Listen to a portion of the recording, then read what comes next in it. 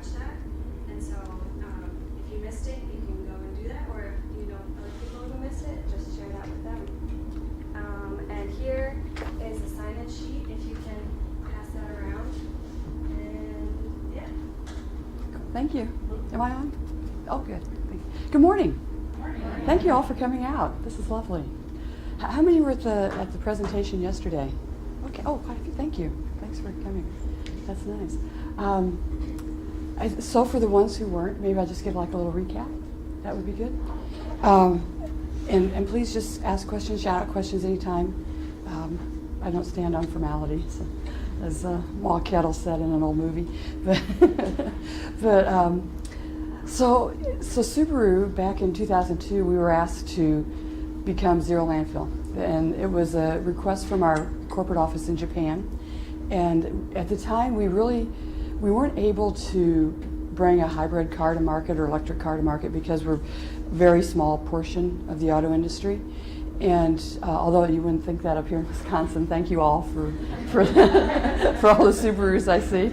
But we really are kind of a small portion of the market. And so it was what can we do right now, in 2002 to make a difference in the environment? And it was decided by our corporate office that we were going to reduce the amount of waste that we were generating and putting into a landfill. And at the time, there wasn't a lot of people doing that, not a lot of companies. There were a few thinking about it. I remember reading about it in the 90s, early 90s, late 80s, and thinking, oh, that's impossible. You have to throw something away, right? And but then we were given that request, and it's not like you can say no. When the Japanese have asked you to do something, that you do it. And even when you're sitting there thinking, it was, so we had the interpreter, she's interpreting in Japanese, so there's that little delay. And so I was sitting there smiling, going, oh yeah. And then it hit me that they said, oh, you have to be zero landfill in 5 years. And it was like, oh, okay, sure, let's do it. And so we didn't really know what to do. So we started with what we knew, and that was pop cans and bottles, or if you're on the East Coast, soda cans and bottles. And they really don't know when I say pop. They don't really know what I'm saying. I live in New Jersey now, so, but and newspapers and copy paper, and that's what we started with. And then we went to the people who really do the work, the people, the associates, and it's a 4.5 million square foot facility.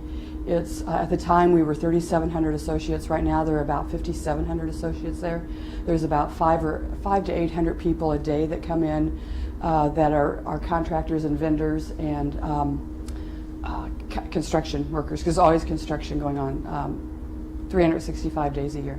So it's a kind of a small city, and so we went to the people who do the work, and the people on the production line that have, for the most part, people who work in no child grows up wanting to work in a factory. You never hear a little boy or a little girl say, oh, when I grow up I want to screw the same bolt in for 8 hours a day. That's not something that you hear. And so they're kind of forgotten lots of times. And so when we went to them and we said, we want your ideas, we want to hear what you want to do in your part of the world here that you work with 8 hours a day, what do you want to change? And it was amazing, the ideas that we got, because they have these ideas all the time. 80% of the efficiencies in any manufacturing facility especially is with the frontline worker. And so asking them, and then it became, it grew very quickly. So we had 5 years to get there, and we got there in 2.5 years. And it was because of all the ideas that the associates had come up with, and harvesting those ideas, going out and soliciting them. Some of them were so far ahead of where, this was in 2002, they were talking about solar energy and wind energy that we still haven't implemented. But many of the other ones, thousands and thousands of other ideas that we implemented. And And the ones that we couldn't implement, we did get back to that person. We'd go out and we'd say, that was a great idea. We love it. Please keep those ideas coming. But it hasn't, we can't do it right now. But and the other great thing that happened is that people would come up with an idea, and they would have to have other people to help implement the idea. So as that idea went through, and all the other people kind of came about and was looking at it, those ideas grew, and it became a much larger process than what anyone had ever really thought about it. So one of the things we've done, and I'm going to kind of digress here, we did at the national parks. So our 3 pilot parks are Grand Teton, Yosemite, and Denali. And in Grand Teton, we went to the local high school and we said, we want to really showcase what we've been doing here at the parks, and we want you to come up with ideas to help us recycle better and reduce waste, and it's all up to you kids. They called it their Fab Lab, and it was a high school's kind of a more of an honors type of class, and it was just wide open. They could come up with any idea they wanted to, and then we judged those ideas, which ones were the best, and then we looked at them first and gave them gave them suggestions, and they went back and they kind of tweaked it a bit. Then we came and we judged them and chose 2 of the top ones. And it happened that it was the only girls group that had these ideas. There was 2 girls groups, and it was both their ideas. It had nothing to do with that, but it just happened to be that. And so one of the ideas that was the huge idea was a huge art installation at this point. And what they wanted to depict was the amount of water bottles that get thrown in the recycling every day compared to the amount of water bottles that get thrown in the trash every day. And it's a huge difference. I mean, it was like maybe 40% get thrown in the recycling containers and 60% were thrown in the trash containers. And we wanted to show to visitors, this is what you're doing. So they took the amount of water bottles that are generated there in that park in one day, and they made this huge river they hung them up, and it made it look like a huge river of water bottles. And then in that river, they had made these beautiful fish from LaCroix cans, or is it LaCroix? Is that how you pronounce it? The water cans. They had cut out the cans and they made the scales out of these cans, and they were beautiful, and they hung within this river. So when people would walk into the visitor center, that was the first thing they saw. And it was beautifully done, and it really depicted nicely, because outside was all the bottles that didn't make it in the containers, and inside was this little installation of the ones who did make it in the recycling containers. So it was very stark, and people could see that it was really good. But the thing that I loved the most about that project, although it was beautiful to do, it was nice, and the kids got a lot of good experience from it. So the girls when we put this up, when we kind of had an inauguration of it, they stood there and they said, when we started this project out, we each had our own idea of what we wanted to do. And then as it got whittled down, we had to work together in groups. And they said everyone came to that group with their idea of how they wanted it to look. But what they found out at the end was that it didn't look like anyone's idea. It looked like everyone's idea, and it was so much bigger than what any of them had ever thought it could be. And right then, when they said that, I thought, wow, that was worth all the money that Subaru invested in that project, because for those students and to take that away from that project was kind of what Subaru had done. We had taken those small ideas and made it into something much bigger. And people want to belong to something bigger than themselves. And at the plant, that's what we allowed them to do. We allowed them to have their ideas, and there was really no monetary prizes or anything. Sometimes we'd give out candy bars.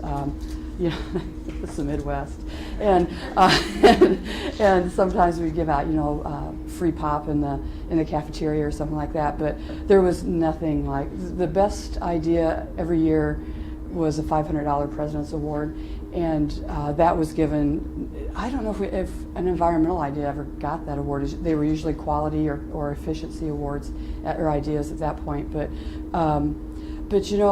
it was just the pride of knowing that they had done this. And so every week the executive committee would go out to a different section in the plant every week, and the associates then could say, and we would talk just about safety and the environment, and we had the best safety record in the industry, and so they would talk about that, and the officers would listen to them, and the associate could come up and say, well, this was my idea, and here's what, and we'd have a little paper, here's what it looked like before, here's what we did, here's what we saved, here's the energy, the water, the waste, whatever it was that we saved, and then they could present that right to the president. And it doesn't sound like a whole lot, but it was huge. It was huge for that person to stand there and be able to, you could go to the president anytime you wanted. He sat out in the open, there was never an office. You could go up to him anytime you wanted. You just didn't do it. It was one of those things, you would go up to him if there was something you needed to talk to him, an issue or something, but you would not go up to him and say, this is what I did. It's not, you wouldn't openly brag about your work, so because it just wasn't done. And so for the associate to be able to stand there and the president to acknowledge that what they did was a really good job, and they usually had comments about, if you did this, it could make it a little better, because that's always the never has doing so good felt so bad, because even though we were zero landfill, we were still sending about 4%. To this day, we're still sending about 3% of our waste to an energy to waste facility, and that's not good. So that number should be zero. So it's a constant battle. We had the best safety record in the industry. The industry standard for auto assembly is 7.5 recordable injuries for every 100 full-time employees. And when I left 2 years ago, we were at 0.81 injuries for every 100 full-time employees. So, but it wasn't zero.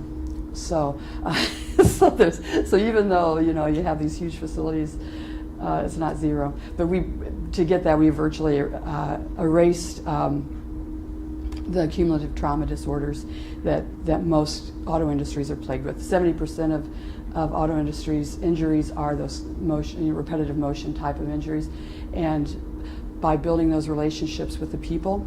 And so just to digress a little bit here, I'm sorry, but so what we did, when new people would come in, or people would go from one section to another section, so say they were using gross motor skills, lifting heavy things, and they were going over to the trim shop where they were using small motor skills, different muscle tendon groups, and so we would track that, and we would follow those people, and we would send an RN out onto the line, and every week she would go out and she would talk to that person, and she'd say, how are you feeling? How you doing pretty good? And they'd say, well, my shoulders are kind of sore. Really? Oh, well, let's get you in. Let's do some icing. Maybe do some ice and heat. We'll see what we can do. If your hands are sore, we did like the hot wax, which is lovely. If you've ever done that, like in the spas. Yeah, I love that. But I didn't abuse it, but there was a couple times. But but so we would do the hot wax. We would do everything we possibly could to bring some comfort to the associate. But a lot of times when we would get that person up into the office, it was because it was a new section. There was so much stress.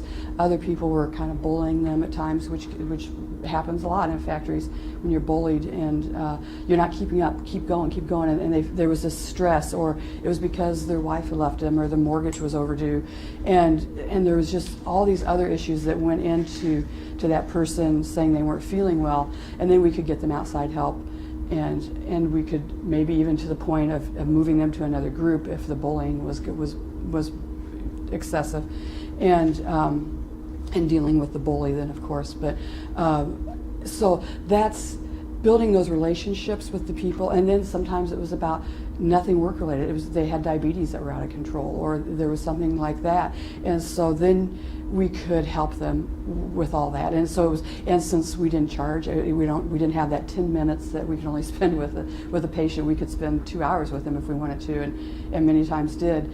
Then it was about building that relationship, and then they had someone they could trust. And so when they would see that nurse out on the floor, even after their time of being followed was over with, after a month or 2 months, they knew that they had a friend in her, and that they could go to her and say, this is going on. And we found out so much from those types of relationships. But by doing that, we could reduce those repetitive motion, because we could intervene, and we did a lot of posture analysis, a lot of muscle tendon specific work. We rotated people, so they only stayed in a job 2 hours, and they rotated to another job, and it wasn't just like from left side to right side. It was muscle tendon groups. So we looked at those, and that's how we really eliminated that type of injury. But it still wasn't zero, so it still wasn't good enough. But it was good for the people who didn't have to go through we wanted people to go home as healthy as they came in, and so we spent the money on the front side of the process instead of on the back side, where you're paying the doctors for surgeries and rehab. And we did have we had 14 RNs that worked there, 3 athletic trainers, 2 personal or physical therapists, 2 physical therapists, is that what they're called? I think, yeah, physical therapists. I always got that mixed up. And 3 nurse practitioners.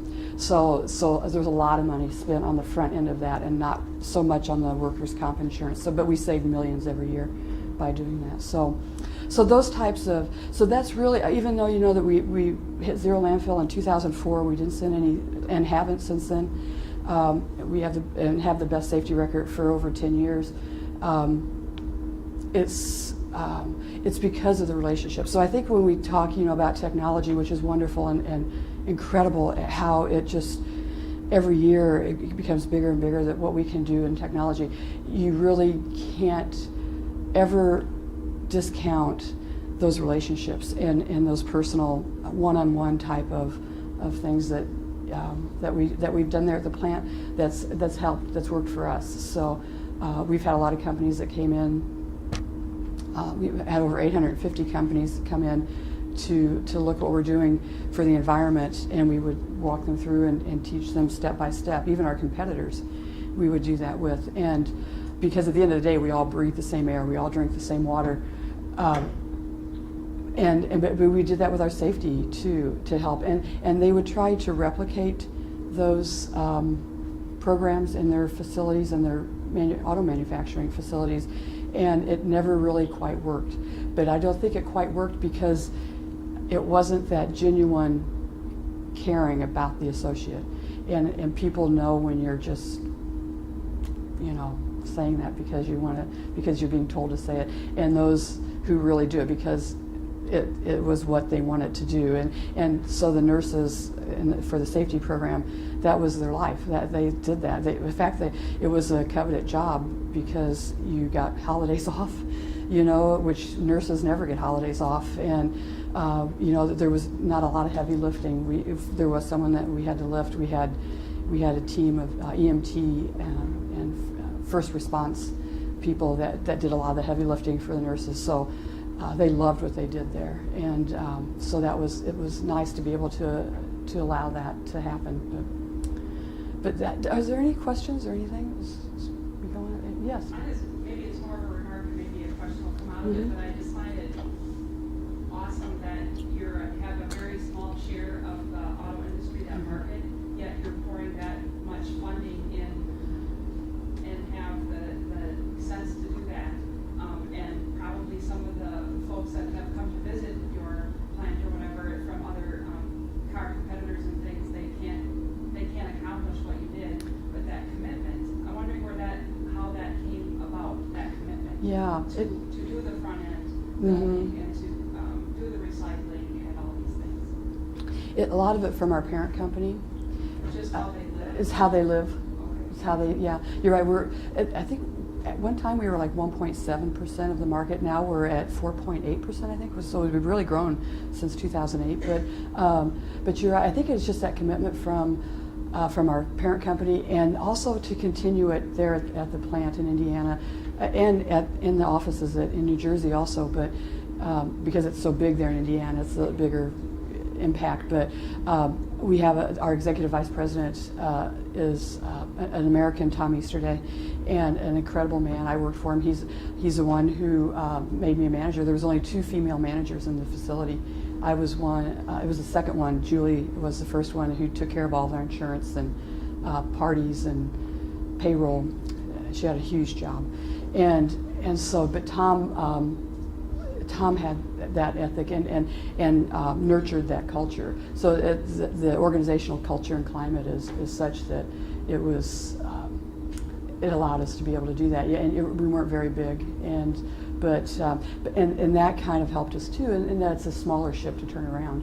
You know, when you have a behemoth like Toyota or Ford or some of those that are so huge, it's much harder to turn that ship around and to do those type of things. So for us, when we would make a mistake, and there were mistakes, I'm here to tell you there were mistakes, but. It didn't make that big of an impact. Although for our size, it was a big impact, but it was easier to correct at that time. Yeah, yes, no, that was. Yeah. Mm-hmm. Yes. Like any large organization, the people who work here at Stout, I think, don't always feel heard.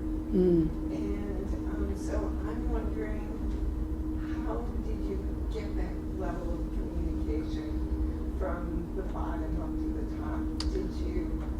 What did you do to go up and get those ideas from people? So it's very top directed and bottom driven, and so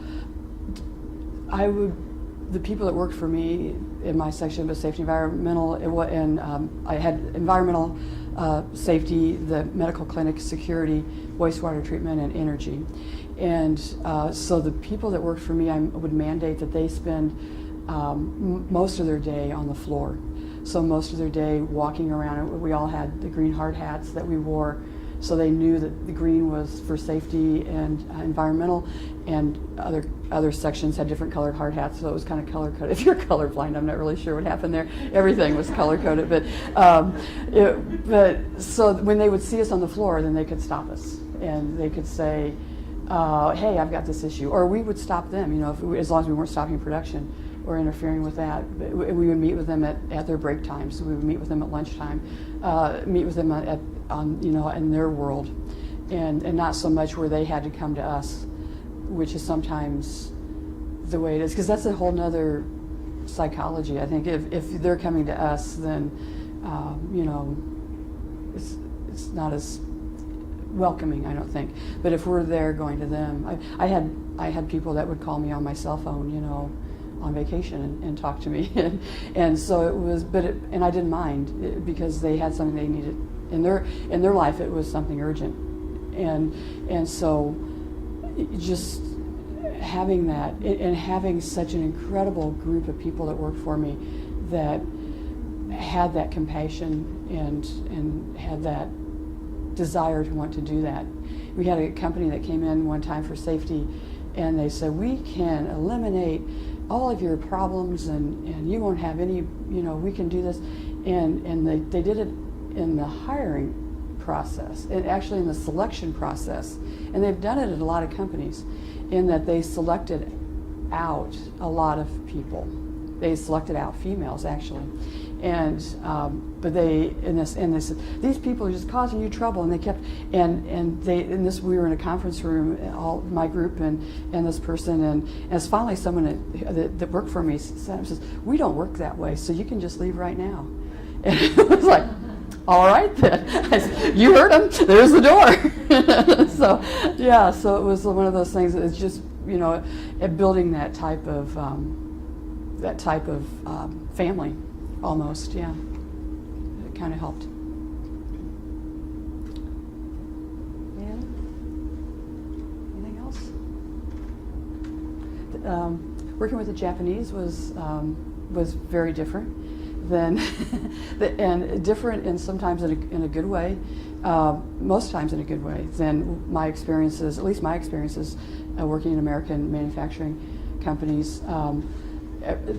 Everything was much more gentle, so conversations in the American manufacturing companies, you'd walk in and you screamed and yelled until someone got their own way. Usually wasn't me, but in the Japanese culture, it was very, very refined, very very demure and civil, no yelling or screaming. You knew that you said the wrong. I said this the other day. You knew you said the wrong thing when you heard the air get sucked out of the room.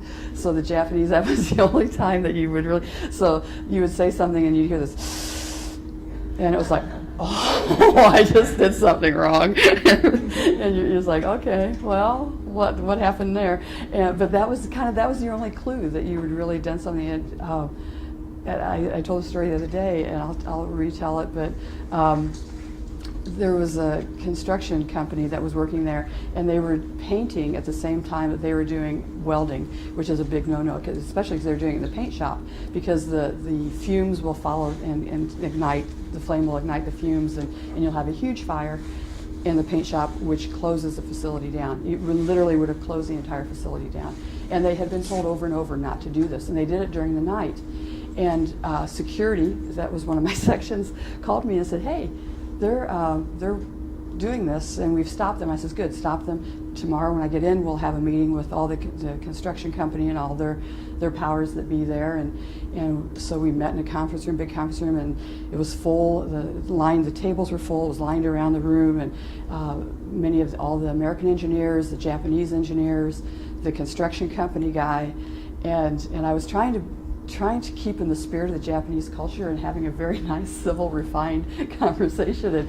And he stood up and he came over the table pointing his finger at me and was getting very, some of the words he were using were not very nice. And so I finally had it, and I stood up and I said, I don't care if you're using effing Crayola finger paints, you're not going to do hot work and paint at the same time. And he sat back down. But at that moment, I heard literally all the oxygen get sucked out of the room. It was like, oh, the Japanese, and their eyes were huge. And I thought, oh my God, I have really stepped in it now. First of all, I lost my temper. Second of all, I cussed. And it was like, oh boy, this is not going to be good when everyone clears the room and it's just us. And so the contractor finally understood my point and vowed not to paint and do hot work at the same time. And we watched him very closely, so they didn't. And then they left, and then it was the Japanese and some American engineers and myself and my people, and they said, "Oh, Denise-san, you got very mad." It was like, well, you know, I'm sorry. I shouldn't have, and I apologize for doing that and for saying that. And they said, "Oh, very good, very good. You did very good.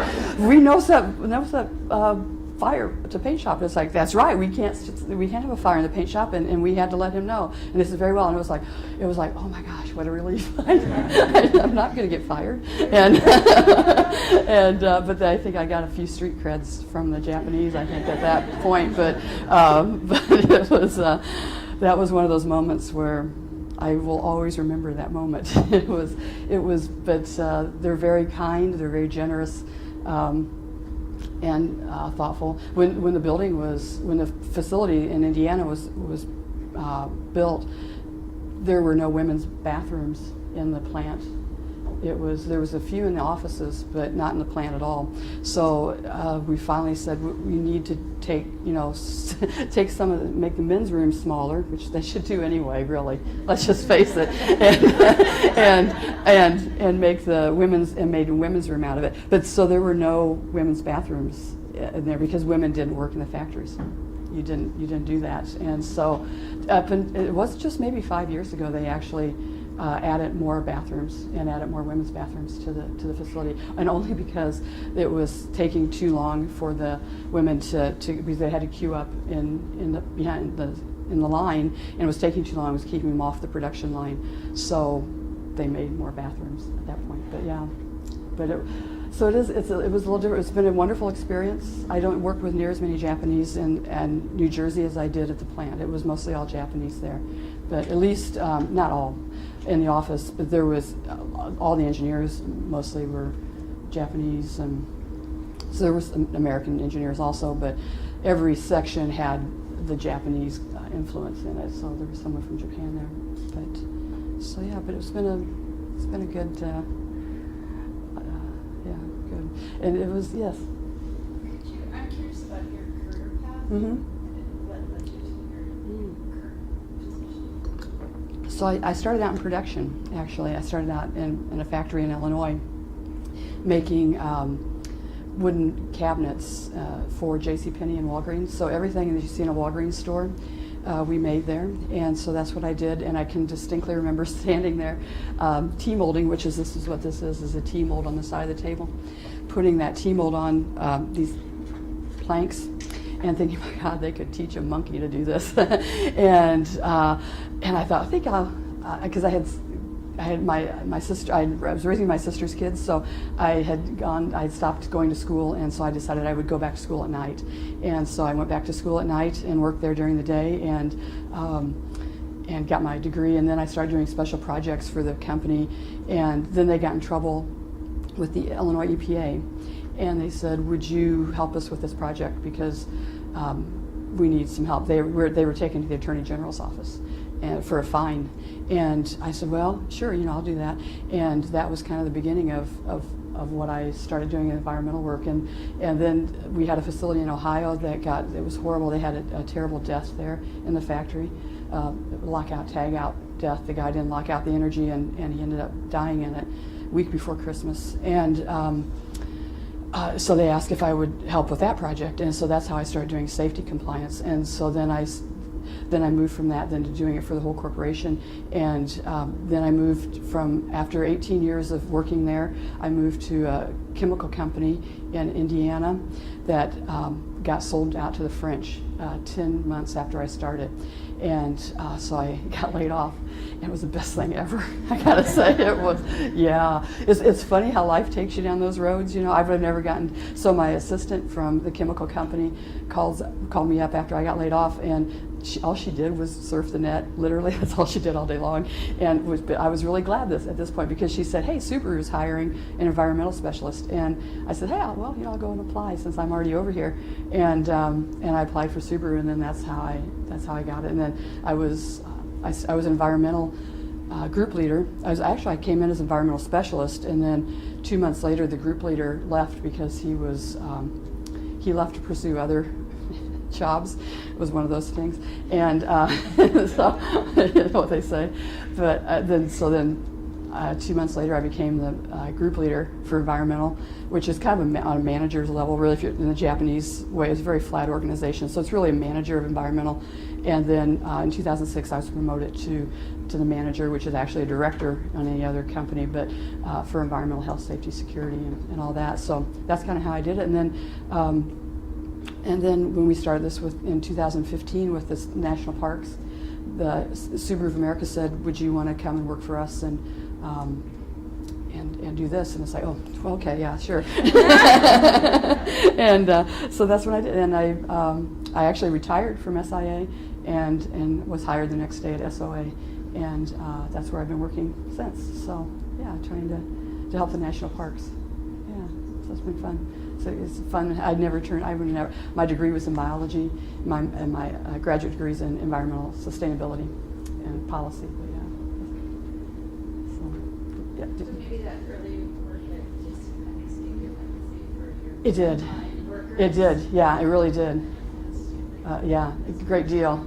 Yeah, because I know what it's like to stand out there and not be listened to. Everyone wants to be listened to, and there were horrible abuses at that place, and they're no longer in business. They've gone out of business. But my first job was cutting asbestos.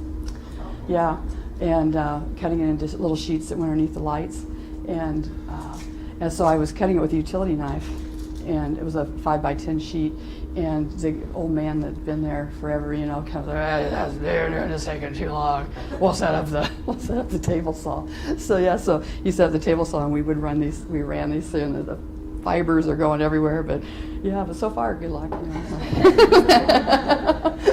But there were horrible abuses there too. So it did make me appreciate what people on the production line do.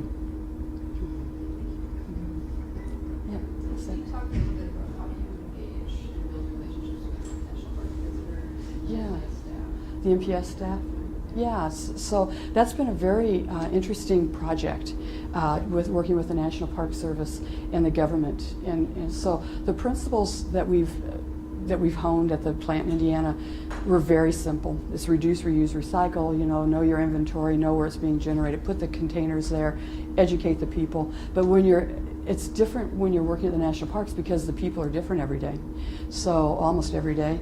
And they had 311 million visitors to the Park Service. Not that many at those 3 parks, although Grand Teton has about 3.5 million visitors a year. Denali's about 600,000 visitors a year, and Yosemite has close to 5 million visitors a year. So having to reach all those people has been a challenge. And it's like silver buckshot. It's not a silver bullet of where do we just one message one time. It's a constant barrage of messages and on internet, on ads, paper copies still, just everything that we can possibly think of, videos on YouTube, anything that we can possibly think of to get the message out to the visitor. Working with the government is taking much longer to get the project done than had it been at the Japanese auto factory, of course. But it kind of, at the beginning, I don't think they really believed that we were there to help them. It's, the old lie, we're the government, we're here to help you. And this was, we're Subaru, we're here to help you. And I don't think they really believed it. I think they've had other companies that have come in to say, oh, we're going to help you, and then they leave after a year. And I think they thought that about us. I know they did because they've told me that. And so, but then to be able to be there, 3 or 4 years later now, we started really in 2015, so 3 years later, they believe us.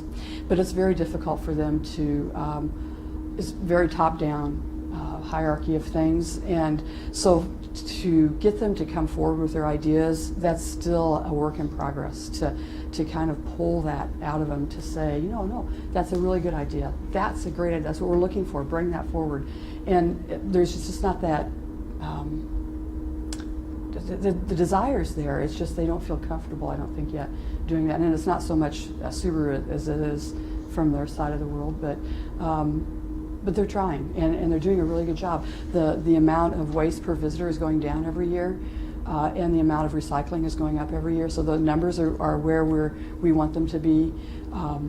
It's been a fun project for sure, and getting the visitor. We did a really nice survey, a study with the Leave No Trace Outdoor Ethic Organization, and Penn State helped them to do a study for. So what are people's behaviors when they come to the park? Do they want to recycle? And what we did is we had 2 people, a team, and one would be just in like regular clothes, and they'd be watching the container, the recycling in the trash container. They'd watch people interact, and they would come up and they would throw their stuff away, or they would just throw everything in one. But then we would kind of do the little baseball kind of, and say, okay, that one intercept. So then the person doing the survey would intercept and actually, and they didn't know they were being watched. It's kind of, it sounds unethical, but it really wasn't. We had it all passed through the ethics organization that does these studies, but.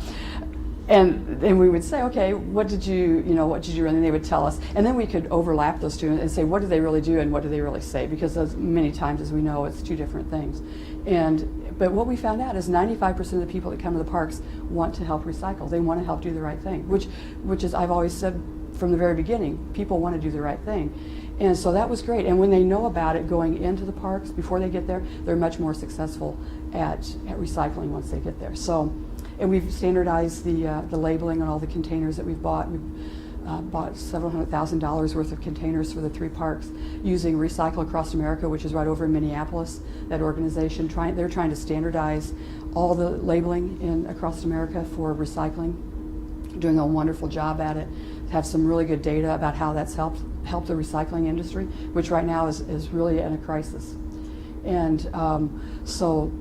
Doing all that kind of stuff has really helped the national parks and helped because if they can reduce how much waste they're having to throw away, they're having to pay for that. The recycling is mostly taken away for free, so that money then can be freed up and used for other things, interpretation and other things that they need in the park. It's a drop in the bucket for what they need for their maintenance because they have like a $14 billion maintenance backlog, but but for what they need there in the parks, it can help. Every little bit helps, right? Yeah. So, yes, ma'am. It seems like you have worked or continue to work in a male-dominated workplace. And I'm just wondering, in my role or in some other folks' role here, sometimes it is more male-dominated in meetings and things like that. And I would like to know how you handle that in that, first off, I'll preface it, there's all of the men here are, well, not all of them, but most people I've dealt with are decent people. So I don't walk in a room and assume that they're going to treat me any different because I'm a woman. So that's not what this is about. But I walk into a meeting room and I go in there with my skill set and my integrity and my work record, and that's how I feel I should be treated, because that's how I look at everyone else. But sometimes things happen in meetings where I don't think men are understanding what they're doing, or they can use their behavior as a tool, where women, it's not the same way, and I'm only speaking for myself, but it seems like gentlemen, they can get angry, or they can raise their voice a little bit, or, you know, gestures or motions, and then I don't feel like I could do the same thing, and if I did, then you're making other people feel uncomfortable, and you're talked to after and say maybe you should take care of it on the side. And there is no complaint about Stout at all. It's just how do you navigate? How did you navigate through that? Did you just build your career by being the best that you can be, and you didn't worry about that stuff, or did you have sidebar conversations? Because the other thing I'm met with is, I don't want to make people feel defensive. I don't want to pull someone aside and say, you're a jerk, you know, or what you did made me feel this way, because they don't see what they're doing. And I'm not trying to make them upset. It's just, you got to change this. Yeah. At the plant, it's 85% male, 15% female, so very male dominated. You know, there's kind of, you're right, there are times, and I think it is about just understanding and explaining how you feel to the other people in the room, you know, sometimes too, on a sidebar. But there were many times that I would go into a room and we go into a manager's meeting, there was 2 women in there, and the interpreter, so 3 women in a room of 90 people.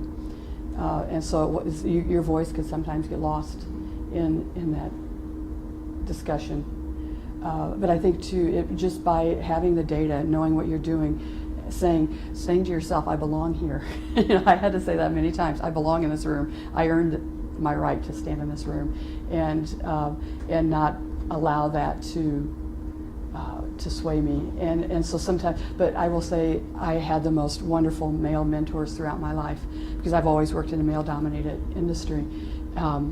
And I've had some incredible men who've helped me along the way, who believed in me when I didn't believe in myself. And many times it was about going to those men and saying, here's my idea. This is how, you know, I think we should do it. Can you say something? And then in the meeting they would say it, and then it would be accepted. Where if I had said it, it would have been, well, and sometimes it's been about saying it enough times till someone else picks it up and it makes it their idea.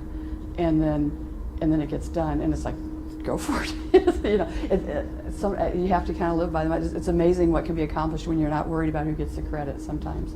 And that was a lot of times what you had to do. As long as the job got done, as long as I got done what I wanted, as long as I got my own way, I wouldn't really suggest, you know, cussing. Although it did work out for me that one time. But yeah, sometimes you do have to bite your tongue and go home and scream and holler and go in the bathroom and slam the doors and, and then come back out very composed and say, this is what we need to do. But I think it's changing, and I think people are understanding. I think men, I have some men here, but understanding what it is. And I like that women are being able to talk about it more openly, because I don't think we talked about it. I think it was always going on, but we just never talked about it. And I think now that we have that permission, I think now to talk openly with each other and with the men in our lives to say, this is how it makes me feel. I had that conversation last night with Mr. Cabot, Scott Cabot, and he says he says I can't understand, and he's lived his life around strong women, and he loves it, and he champions strong women. He helped me a great deal in my job at Subaru and in Cherry Hill, now where I'm at, and he champions strong women. But even to say, I don't understand what women go through.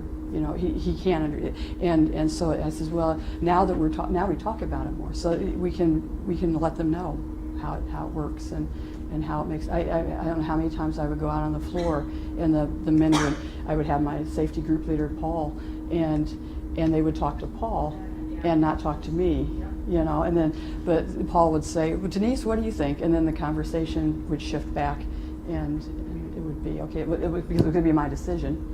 Not Paul's, although I would acquiesce to what Paul, he was an expert at what he did, an incredibly bright man. So that was, it was hard to take sometimes. Yeah. A lot of gin. It's funny because it's true.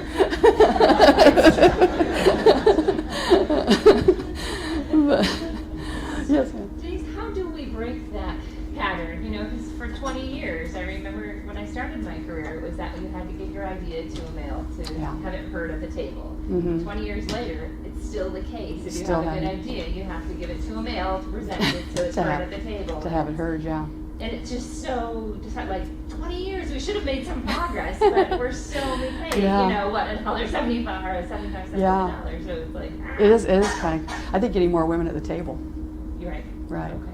And I think that what I've seen here in my time at Stout is there's some amazing women role models for the young women that you're teaching, and I've seen the things that you're doing, the Bold Steps program, some of the other things, just the internships and getting women exposed to different areas of work, getting the STEM work done, getting more women into those types of jobs where their voice can be heard, where we just met with some gentlemen on the lake project, and the women there talking about the economics of what the blue algae bloom does and things like that, and moving on and having their voice heard by their legislator there in the state of Illinois was an example that we heard. But so that is huge. That is huge when women can empower themselves and say, yes, I know this is what I know,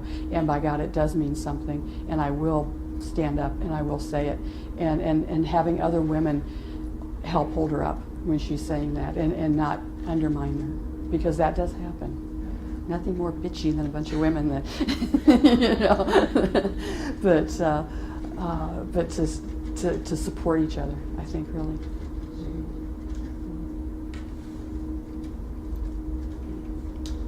Any other questions? Comments?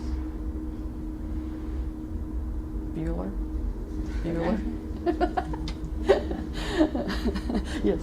I'd just like to comment that it's so wonderful in what is kind of a dark time in terms of environmental issues to hear about what you're doing.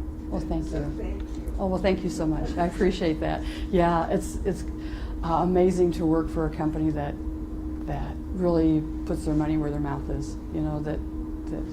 Our president of SOA, which is the Subaru of America, is so devoted to this project for the national parks, especially, but to our share the love, where we help with education and health and caring and pets. Those are our kind of our segment: the environment, the health, caring, pets, and education. And he's so passionate about it. You see him roll up his sleeves and go out and do what needs to be done. In the Camden area, going to schools, talking. So when we moved into our new office in Camden in May, it was as we were designing it and building it.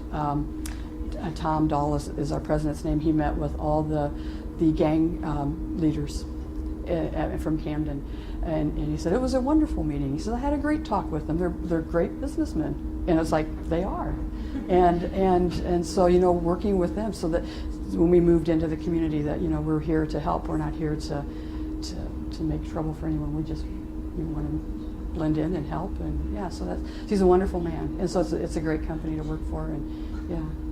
When we used to make the Toyota in the plant in Indiana, and when the Toyota president would come, as you would expect, a huge entourage. So all the limousines would pull up in front of the plant, and all the people would get out, and the president would get out, and then he'd go in for the meetings and stuff. And so just a huge difference. So Tom Dahl, we wanted to go and visit a recycling facility in Trenton, New Jersey. And so we all pile in, there's 5 of us, we pile into an Outback, and we drive up there, and on the way back, how people were getting into the cars, Tom was riding the hump in the back seat. it was like, oh, I said, Tom, I says, please let me get in the middle. I'll sit in the middle. He goes, no, it's no problem. I'll ride. I said, you're the president and CEO. You shouldn't be riding the hump. I'm just saying, So, but he's so down to earth. He does, there's no entourage. There's no limousines. Just the Outback. We'd probably take the Ascent now. We didn't have one at the time. So. Take the 3-row. So I'd like to echo that every presentation I've participated in the last few days, I've truly inspired. Thank you so much. I appreciate that. So are you thinking of writing a book about this? Funny you say that. I am thinking about it. I think because if I get hit by a bear truck tonight, the kind of the only in Wisconsin, I think, with that joke working, but that the history would leave, and I want the history of how all that, because when I left the plant, actually they divided the job up into 3 different people, but those people didn't know the history, as much, and so although they did, and they're incredible people that they was given those positions, but I still want to be able to tell the whole history of it. I thought about doing it like a graphic novel. Just it'd be kind of fun, because people want to read graphic novels. They don't want to read books. They want to read, they want cartoons with it. I would. Just so you know, that's what we do at Stout. Really? Yes, we have a whole book. No kidding. Because I was wondering how I would go about doing that, because just writing my thesis was. Thank you. Writing my thesis, I had to just I don't think the house would have ever been cleaned if I hadn't had to write my thesis, because it was like, oh, I need to get those windows done. Look at that. So to sit down to do a book, I'm not sure I would have. I'm a little ADD at times. So that would be great. Thanks. Thank you. That's good to know. Yes, sir. So I'm finding this really refreshing listening to the approach that you're taking. I thought I was going to come and listen to an expert on sustainability, which you obviously are. But to hear you use words like relationship and community and family, I'm a psychologist. Oh. So I'm like, wow, that's not what I was thinking I was talking which is really cool. And I think you started to answer my question talking about your CEO. I'm wondering, it sounds like it really does come from the top. Yes. But I'm guessing in the corporate world and with all the men, because I do think those ethics are maybe more likely to come from women, right? I'm wondering if you did experience pushback and where that came in, and as you go into like the national park, if that was a little bit different because you're entering their environment and their culture. Just curious where you experienced tensions or pushback with having that mindset, because it doesn't seem to me that that's the mindset of most of the corporate world. It's not, yeah. Really where we had the major pushback was with our safety program. When we started sending the nurses out to the floor and to talk with the people, that was very different than what we had always done in the past, because the group leader was always the gatekeeper to the clinic. So the associate would come to the group leader, who is over that many different groups on that line, and they would say, oh, my shoulders are killing me. I can't take this anymore. Man up and get back over there, because I used to work. If you can't do it, then just find a job somewhere else. And that was kind of that's a factory. That's what you do. And so they would do it, and they would do it until they couldn't lift anymore. And then quality would start to suffer. Well, get up to the clinic. Go on up to the clinic. And then they would go to the clinic, and we have no choice but to have surgery, lots of times with motion they would have to have surgery, then it would be a recordable injury, then it would be rehab, and they would have people off the line, then they'd have to replace that person. They'd have to go to the meeting, our monthly meeting with all the managers where there was the 90 people, and they would have to explain to the officer, why are you so bad that you're sending your people to the hospital? You know, what's going on here? And they'd have to explain why they had this recordable injury, and it was ugly. And so the more that happened, the more they didn't send people to the clinic, because every time they sent somebody to the clinic, people got hurt, and then it started this entire vicious cycle of going around and not wanting to do it. So we had to break that cycle, and we had to say, no, this is how we're going to do it. We're going to come and we're going to get these injuries before they get to the point where they have to have surgery. And they would come to us, and I would go out with the nurses, and they would come to us, get out of my section. You do not belong in here. Get out. You're disrupting production. I said, we're not disrupting production. This is how we're doing it. And they would threaten us to get out of their section, and it was mean and it was ugly, and we'd say, nope, we're doing it. We're doing it. This is how we're going to do it. And then eventually they realized that they didn't have as many people going to the hospital. They realized they didn't have to have their manager come in at the monthly meeting and explain why they had so many injuries and why they were such bad managers. And that was exactly what you got. You're a bad manager. And so once the light clicked on, and this took a year probably of fighting with them, once the light clicked and they said, oh my God, this is helping us.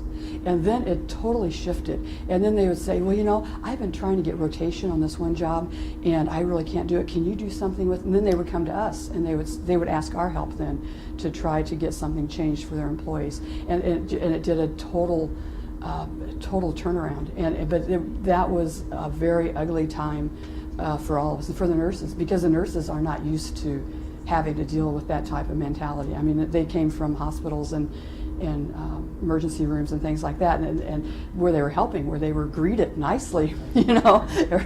But to have that kind of greeting when you would go into the line, that was very hard for the nurses. So we kind of ran interference, because we were the safety and environmental people. There's not much you can say to us that hurts our feelings, honestly. We've heard it all. And so, you know, we would take the incoming fire, so to speak, and smooth the way then for the nurse. But it was ugly. It was an ugly time. But yeah, once they saw the light that we were really trying to help them, then it was totally different. And now some of those who were the loudest at trying to push us out are now our biggest advocate. Yeah. So it's just, pardon me? Perseverance and a lot of gin. No.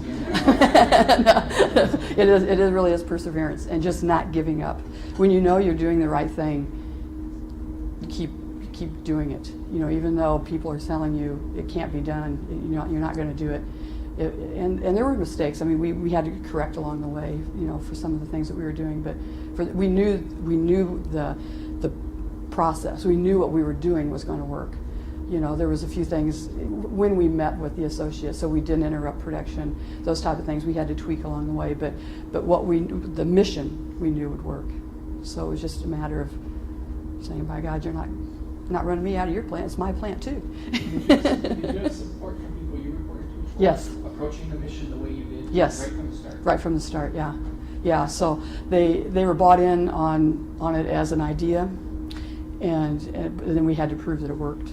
Yeah, so yeah, that was kind of, and that's why the perseverance, because we had to prove that what we were doing was going to work, and it does. Yeah, we've actually had OSHA into the plant many times, looking at our books, all of our injuries, all of our first aids, everything, because they can't understand why so we took them out on the line. We just follow one of the nurses, go out on the line, figure it out. Yeah.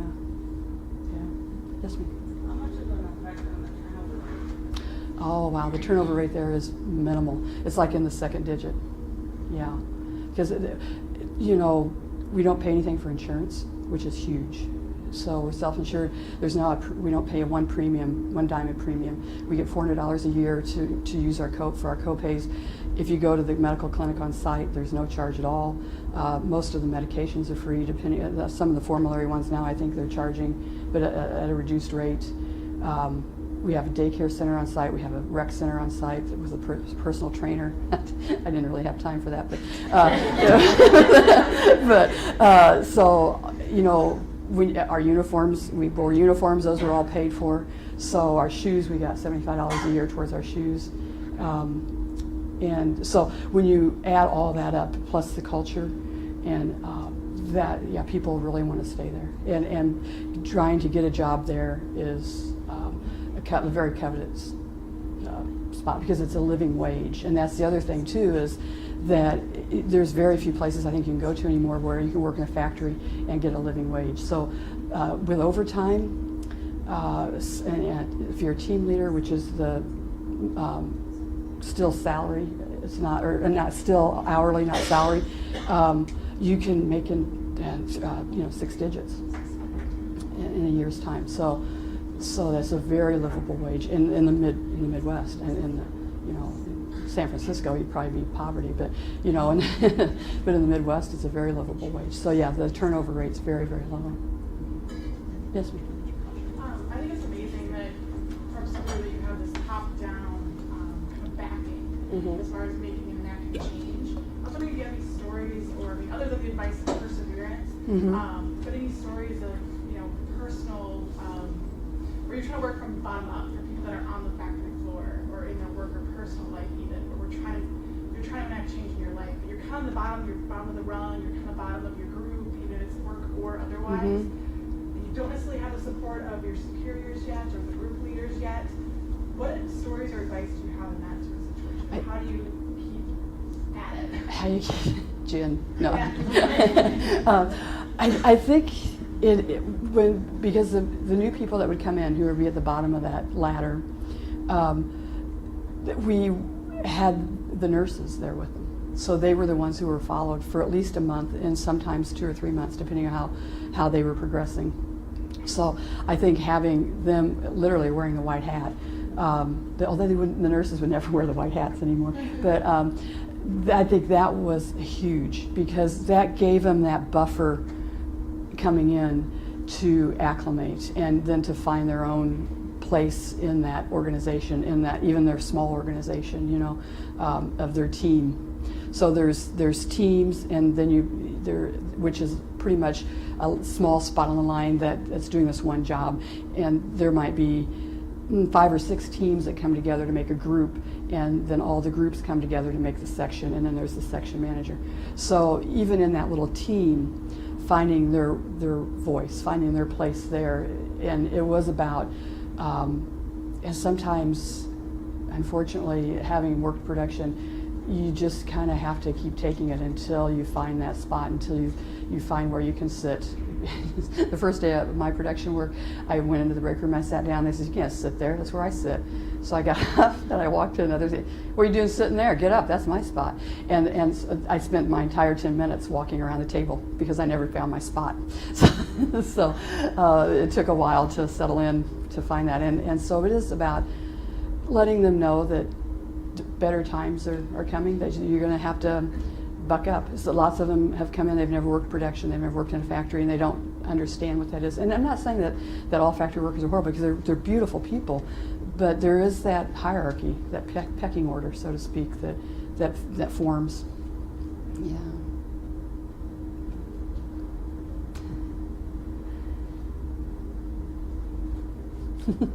Anything else? Yes. That's okay. You know, Sarah and I were talking, we both have Subarus, and I don't want to Oh, thank you. Subaru commercial. Yeah. That's all right. No, please. The marketing, and you're buying into a lifestyle when you Yes. buy a Subaru. Yeah, we market And lifestyles. So, I'm not an active person, my husband is, so Uh-huh. at least I look like I have a I love it. It's how it's perceived through the marketing, Yeah. and you see people driving down the highway with their Subarus, and you're like, yep, you're part of the club. Yeah, But it's that's true. refreshing to know that on the factory side, on the production side, there's that same culture, Yes. that feeling, and it's Uh-huh. just shocking to me that, I know you said your company has grown to 4% Yeah, or whatever, yeah. but I cannot believe it's not larger than that, just Yeah. based on that. And I think, from my standpoint as a consumer, it's the only vehicle manufacturer company that you're buying a lifestyle or a Mhm. feeling. It's true, yeah. And we market a lifestyle, not our best month ever in the history of our company was last December, when all the commercials did not even show the car. Right. So it's amazing when you're thinking about that. But all that genius comes from Minneapolis. Carmichael Lynch is our agency on record, and actually the guy in charge of the commercials, his son goes to school here. I didn't know that until a couple nights ago. And Randy wrote me and said, hey, my son goes there. And it's like, oh, he's in graphic design. And it's like, wow, I didn't even know that. But the one commercial where the little boy is packing stuff up and putting in the back of the car, and then all of a sudden he's a grown teenager and he's off to college. That Randy told me that was because when he brought his son to college, and I didn't know that this was the college he had brought him to. That was that moment. That was that moment when he, it was like he was a little boy and then he was a man, and he's going off to college, and so they really tug at your heartstrings, and it's and the people at the plant are very proud of what they do. They're very proud of the quality they build into their cars, and that they love hearing the stories where people have walked away from accidents not injured, and that is the pinnacle of what we are at everything is for that consumer, and how safe are they going to be? So those vital safety requirements that are put into the cars, those are checked and double checked over and over and over. So once a vital safety thing, like where you bolt the seat belts in, that's a vital safety. Once that's put in, every person after that process checks that process. So, and that's in every vital safety thing in the car, because they're their customer. So they're the customer, they put it in, now this person in the next position is their customer, and the next position is their customer. And so, we're all the customers then at that point of that process. So, yeah, so it's kind of a good way to make sure that when you guys get it, that it's as best as it can be. And there's mistakes, but we try to minimize them, But thank you for buying a Subaru. Yes. We always like that. Let me know if you want another one. Get you a VIP discount. That goes for anyone. So that's shameful marketing. Well, the times have changed. My father worked in a tire factory really? for 25 years, and so he was very much into the union thing. Yes. That's what the culture was. Uh-huh. And I remember my brother bringing home, it was a piece of crap, I'm sorry, but it was the oldest Subaru I have ever seen. Oh, The some of thing them just were, kept yeah. going forever. And so my dad's like, I cannot believe you're driving that Subaru on my driveway. And They were less than luxurious back in the day. that's changed. My dad loves my Subaru. So it's just wild. It's wild.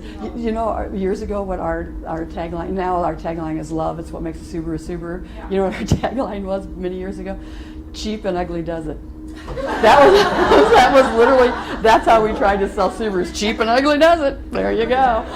Driving into the Civic Center in Eau Claire on an icy night. So That's what ended it. Oh yeah, ice is hard. Yeah. they were less than they were cheap. Yep. But they went And they were kind of ugly. But they went forever though, and they still do. Yeah, that's the thing about them. They last forever, which is what we like and don't like. We want to sell cars, but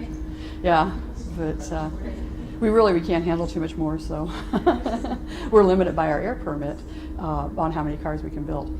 So the air permit will tell us that because we can't significantly deteriorate the air and the quality of the air in the Indiana area, so we can never grow past what we started doing. We can make technological changes to reduce the VOCs that we emit, and we can reduce those. Then we can increase our production, but we can't add more VOCs to the air. So that's how we've pretty much maxed out there in Indiana. Yeah, unless we open up another plant somewhere, but there's no talk of that I know of. But Any other questions? Yes, ma'am. Not a question, but a comment. Mhm. And I'm curious on knowing if Subaru really understands how much they're impacting residents in the United States by supporting the parks in this manner.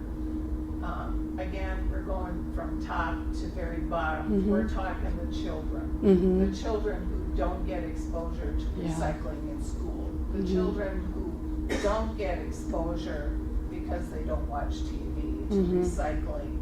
The families that don't recycle. Mhm. So now they're I on never thought of that. vacation. They're Mhm. going to the parks. And how many of these children are going home saying, where's my recycling can? Mm-hmm. You know, I never thought of that.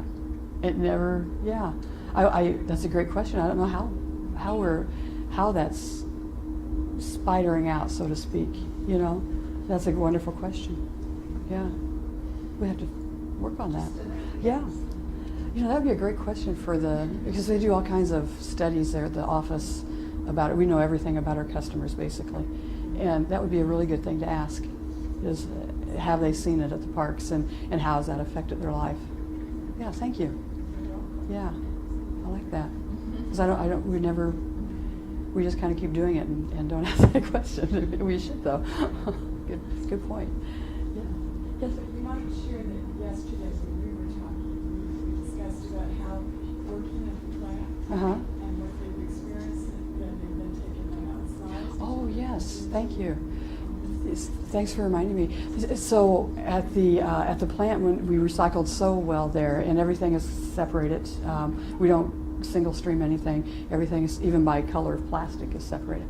And people got to the point of doing that, and they take a great deal of pride in that. You know, when we had our open house where they could bring their families through the plant. You know, I would hear them talking to their families saying, you know, this is what your dad does. We do this, and we put all this recycling over here, and they took a great deal of pride in it. And there were areas in the community where they stopped picking up curbside recycling, and they came to me and they says, where can I take my recycling? I'll just bring it in here, and we'll put it in with your recycling. And I was like, oh no, time out, because then that then affects our numbers, you know, so it would look like we were generating more. And I said, but we'll find something else. So we put a 40-yard roll-off on the parking lot inside the fenced area for people to bring in their recycling. And we empty that at least once a week, sometimes twice a week. And it's amazing. It's very nicely separated. It's clean. You know, when we take that to the recycling, to the separation center, that one is all thrown together. We don't separate that because it's residential, but it's a nice clean product, and so they really do, they get it, you know, and they take a lot of pride in it, and everything that we have is separated. That way, if our plastic recycler says, you know, I'm needing yellow plastic today, we could say, well, we have X amount of tons of yellow plastic for you, here you go. Or they say, we're doing black plastic, just send us all, we need everything you have. We can send it all. We keep the cardboard separated from the long fiber cardboard to the short fiber cardboard, so that we can get a better price for that. Paper board is separated from all the other stuff. Do our own composting on site. We've been doing that for several years now. We have 2 90-gallon vessels, stainless steel vessels that rotate and compost the material. We have a shredder first that it goes through. What else do we do? Gosh, it becomes part of it. Everything's color coded, as I said earlier. All the containers are color coded. When we start the composting, we actually had people stand at the compost containers and said, no, here's what you do. Now you take this, you put it here, you take this, you put it there. And we did that for probably 3 or 4 weeks, actually having people during the busy times of the cafeteria do that, so that they got the hang of it. And once they got the hang of it, then it was, oh yeah, my pizza box that goes here, and you know, my silverware. We have plastic utensils. I would rather have the regular utensils, but people steal them for some reason. I don't know why. But so it's like, well, we can't keep replacing the utensils. So we have plastic utensils, and we rinsed them off and we recycled them. We ran them through the dishwasher, and then they were recycled. Getting people to understand that we didn't put them back into the container was difficult, but yeah, so those are recycled. So just yeah, everything really. Even the weld slag, the sparks that come off the welders in the body shop, we collect all that dust off the floor, and we put it into drums. We put it through a filter first to, you know, get all the Twinkie wrappers out and everything, and then send that to a facility where they reclaim the copper and the metals out of that slag. So that's a nice way to get rid of that. I will say though, there are not many Twinkie wrappers on the floor. you could literally eat off the floor in the plant. Talk about I decided TPM is total production management, and that's where a place for everything and everything in its place. I think my mother must have sometimes inhabited them, but so everything is in its place. And I've decided there is just a fine line between OCD and TPM because things would be marked like on your desk. You would have a little square piece of tape with the little label that said mouse, and then you would have another bigger one, and it would say keyboard, and that's where your keyboard went, and your mouse went there, your files went there, but everything was sectioned off with a piece of tape, and that's where the production floor is the same way. There'd be tape on the floor. That's where the recycling barrel went. So everything was a place for everything in its place. And after a while, and I'm all for being neat, but after a while, it's like, oh my God, we're bordering. We're gonna flip over the other side here. We're gonna be monk one of these days, but.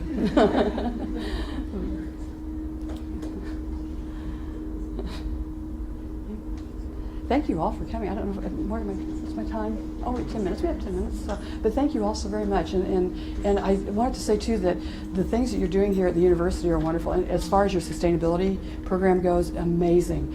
And really, I would promote that as much as you possibly can for prospective students coming in, for the students that are here, for the parents that come to visit, for the organizations and the companies you work with.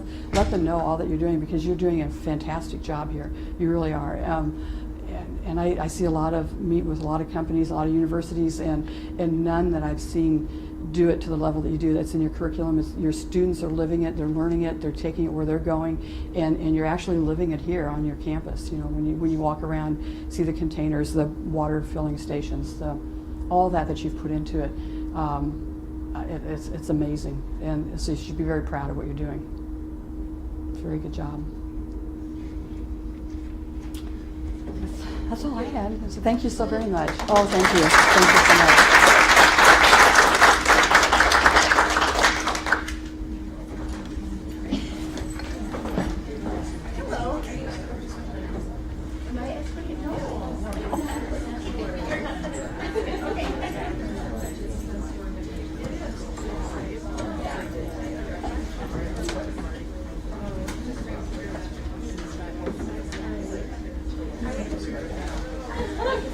Everything in its place, right? It doesn't meaning about that's how we feel.